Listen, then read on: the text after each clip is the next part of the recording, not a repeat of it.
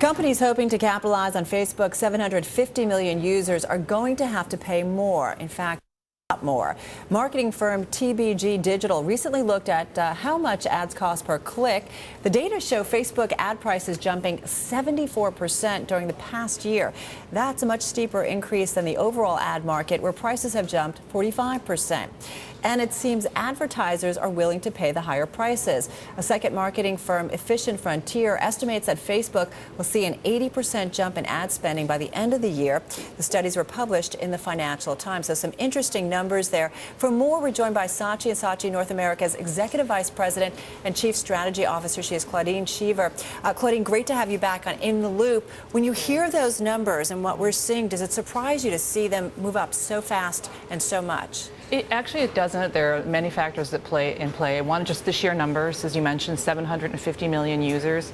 Also, on a daily basis, those Facebook users are sharing and touching and clicking on 3 to 4 billion objects on the platform. So not only is there scale in the size, but also there's a deep level of engagement, and I think that's what's really attractive to marketers. Are they also coming from a low base, and we have to keep that in perspective, or a lower base than traditional marketing? I mean, I think the cost per click-through for that is still at a very good price for them, and I think also you have to assume that it's within a social network, so it's not just like a click-through on Google where there's an information association. I'm kind of assuming that my friends are involved. Right. So I think they're really capitalizing on that digital word of mouth. Do you expect this to continue in terms of the type of the growth and the increase in online ad spending? I actually do. I think it is, and I think one of the things also that's going on is more things are social. So you're looking at adoption of photography applications like Instagram or collage applications like Pinterest, and you sign on through either your Facebook or your Twitter.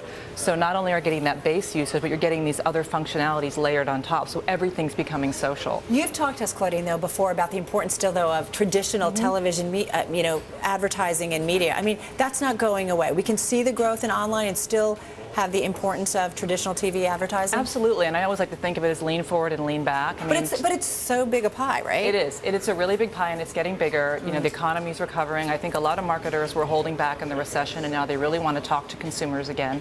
And there's nothing like a great television ad when I'm in that lean back mode to give me a wonderful emotional experience. So I think they're going to get a lot smarter about the marketing mix and make sure that everything is doing what they want it to do. What do you say when you've got a large agency like Publicis Group taking a majority stake in Big Fuel? That's a social media specialist here in New York. What does that say to you about kind of where advertising continues to go? Well, I think, Big Fuel, there's a lot of content creation, and I think it's really great to have an agency that's creating that. But I think one of the cool things about Facebook and these other applications is consumers are creating their own content. So we can invite them in and then just use these platforms to share it. So the content creation that consumers are delivering is getting to a higher and higher quality because of these applications. So we're watching Facebook very quickly and seeing what happens with them in terms of the online ad spending. What about Google Plus? Because that's a growing social media site. So far, they're not carrying any kind of advertising, but how do they kind of fit in and what that might mean for Facebook and their ads going forward? It's really interesting because, 10 million users in a few weeks.